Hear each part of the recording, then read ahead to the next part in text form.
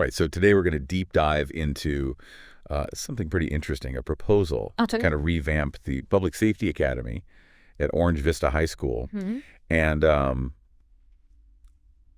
basically they're talking about taking this program to a whole new level, like going way beyond, just the textbook stuff. Yeah. And actually getting these kids ready for real careers and firefighting, emergency response, and law enforcement. Yeah, it's pretty exciting. Sorry.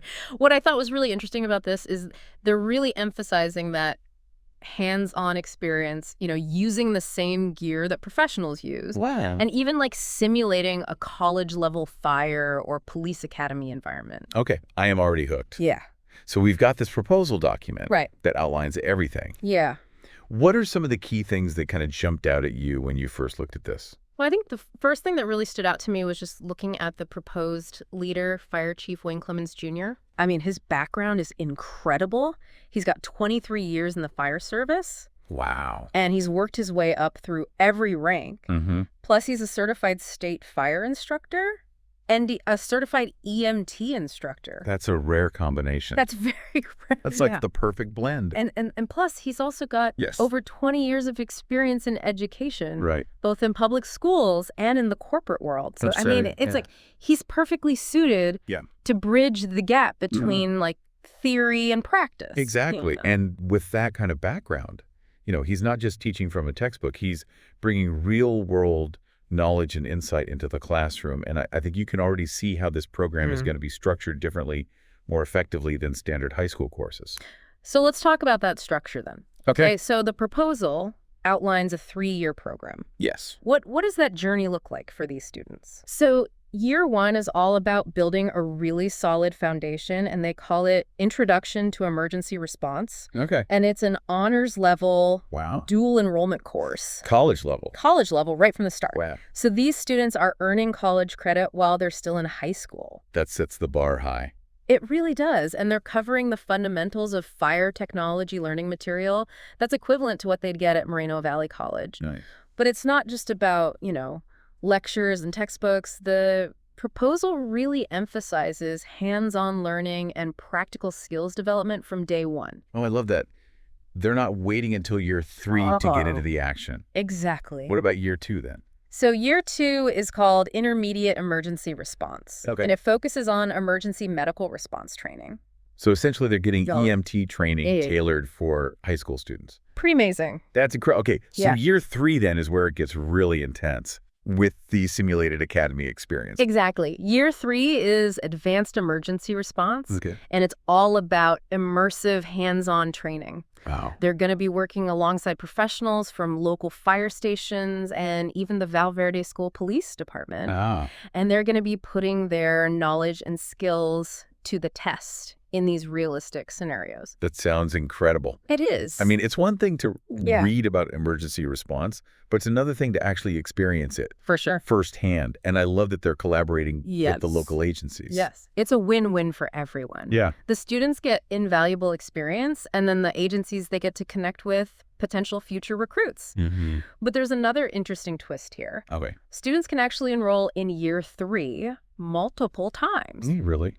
Why would they do that? Well, think about it the second time around. They're not just learning, they're mentoring. Cool. They can take on leadership roles, guide newer students through those scenarios while they're still further honing their own skills. That's a really cool way to build like a sense of community. Yeah, and continuity within the program. Within the program, yeah. Exactly. And it also fosters a culture of mentorship and leadership, which is so important in the public safety field. Yeah. And then as if that wasn't enough, the proposal also mentions the possibility of students joining Explorer programs with local fire departments, the school police, or even the sheriff's department. Talk about real world experience. I know, right? It's clear that this program is designed to give students a comprehensive and immersive understanding of what a career in public safety truly entails. And all of this is happening under the guidance of Chief Clemens, who has a deep understanding of both the educational and operational aspects of these fields.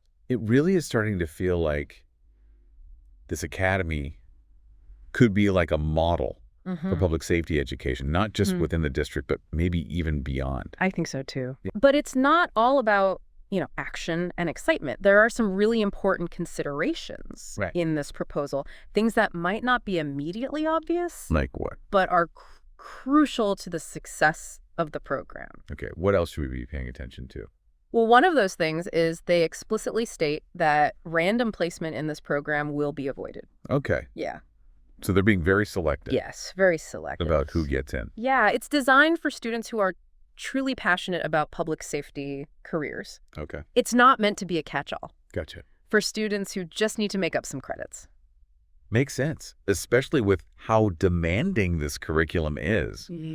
We're talking college-level coursework, hands-on training. Right. Those intense simulated scenarios. It wouldn't be fair to set students up for failure by Right. placing them in a program they're not prepared for. Yeah, and they even highlight that Yeah. in the proposal. Yes. Students who have been placed in the program to recover credits Yeah. haven't fared well. They haven't. Yeah. It's just too much to handle if you're not fully committed and caught up academically. Right. This academy needs dedicated students who are ready to dive in head first. So it's about finding the right fit, making sure that the students who enroll are not only passionate, but also academically prepared. Absolutely. Yes. And speaking of challenges, let's talk about staffing. Okay. The proposal actually recommends adding a second instructor, especially for the emergency medical responder training and that Year 3 simulated academy.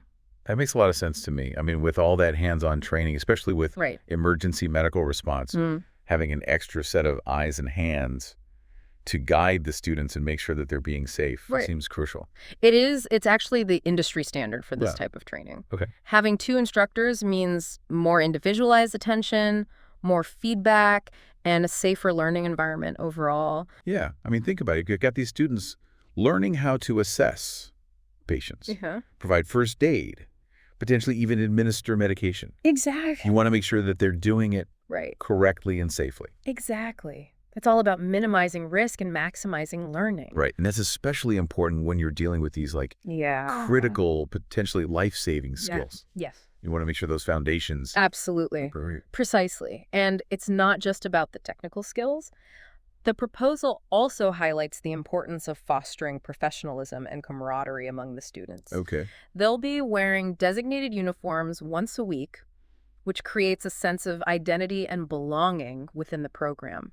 I like that I can already see them walking through the halls, in their uniform, and feeling this sense of pride of being part of this elite group. It's like they're already representing the future of public safety. Exactly. And the proposal even mentions incorporating a paramilitaristic structure with elements of rank and discipline. Let's look at a little more. It might sound a little intimidating at first, but it's really about instilling those core values of respect, responsibility, teamwork, values that are so essential in the public safety field. It's about setting high expectations, creating a culture of excellence. Exactly. It's not about being overly strict, but it's about mirroring that environment that they'll encounter in their future careers. Exactly. And let's not forget about the community engagement aspect. Yeah.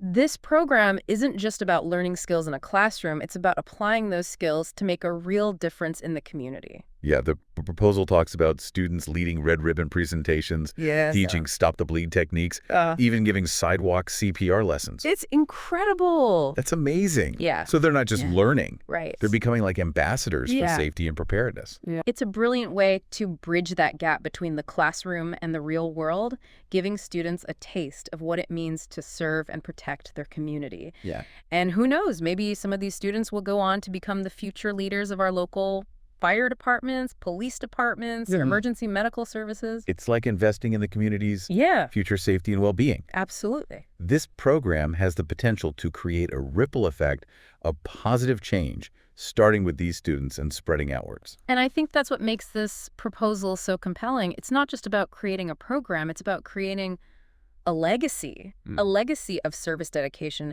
and a commitment to making our community a safer place. I love that. Right. So we've talked a lot about the structure of the program. Right. The importance of attracting dedicated students. Yes. The need for a second instructor and that emphasis on real-world experience and community engagement. Yeah.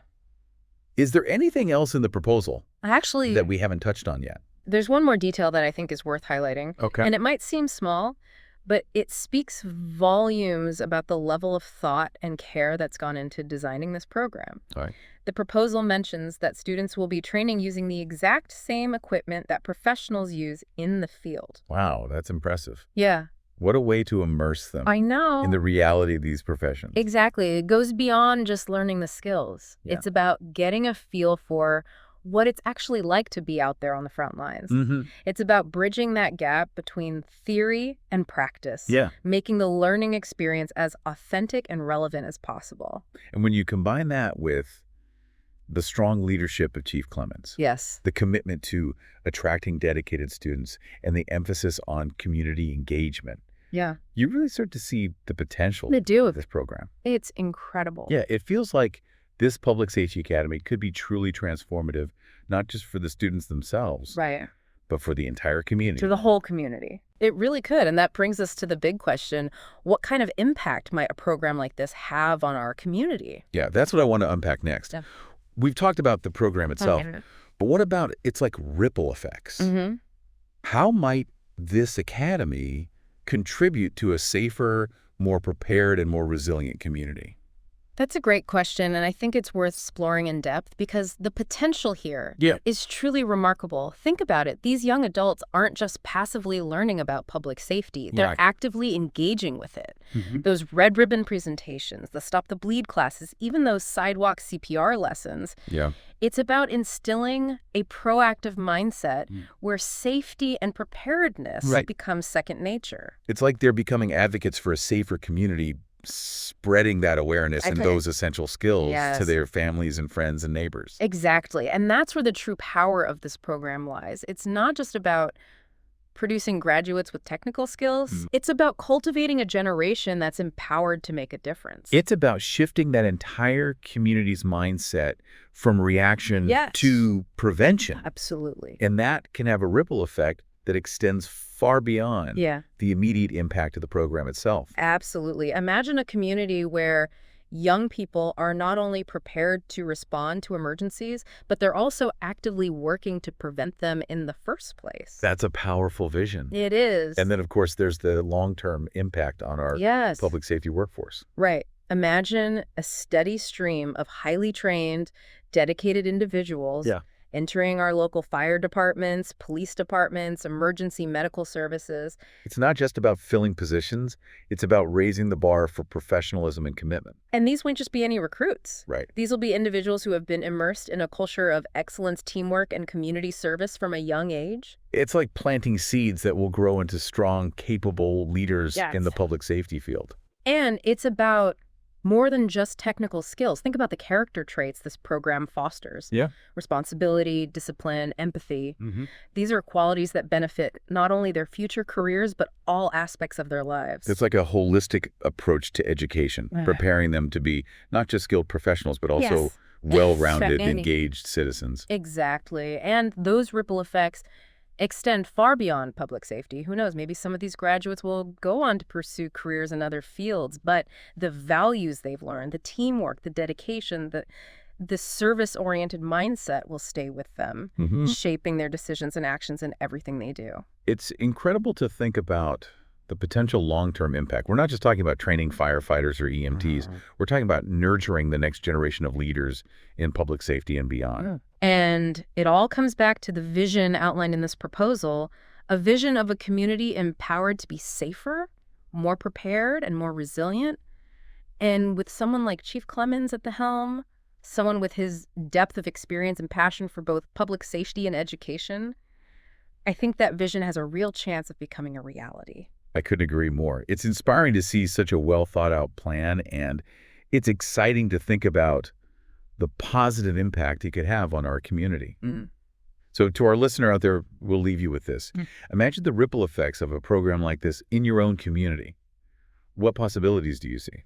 Yeah, it's like those seeds that you plant, you know? Right. They might not bloom right away, but they're there. And they're going to grow. They're going to grow. They're going to have that impact down the road. And I think that's what's so exciting about this proposal. Yeah, so what you're saying is this goes way beyond just public safety training? Way beyond, yeah. It's about like developing well-rounded individuals Exactly. who are going to contribute to society. Yeah, and it's about building a stronger, more resilient community overall. It's like investing in the future Yeah. of our community as a whole. I love that. Yeah. So when we think about the impact of this program, we've talked about all these different aspects, but what are some of the key takeaways that you would want our listeners to really remember? Well, I think the biggest takeaway is that this program has the potential to be truly transformative. Okay. It's not just about filling jobs in public safety. It's about empowering young people to make a real difference in their community. And it's about creating a culture of preparedness and resilience that benefits everyone. It does, and I think the fact that they're proposing Chief Clemens to lead this program speaks volumes. I mean, this is someone who has dedicated his entire life to both public safety and education. He understands the challenges, he understands the needs, and he has the vision to make this program truly exceptional. It sounds like he's the perfect person for the job. I think so, too. Well, this has been an incredibly insightful deep dive. Yeah, it has. I'm so glad we had the chance to really explore Me too. this proposal and to think about the potential it holds. Absolutely. So to our listeners out there, thank you for joining us on this journey. And as always, we encourage you to keep thinking critically, keep asking questions, and keep engaging with the issues that matter most to your community. That's what it's all about. That's it for this deep dive. We'll catch you next time. Sounds good.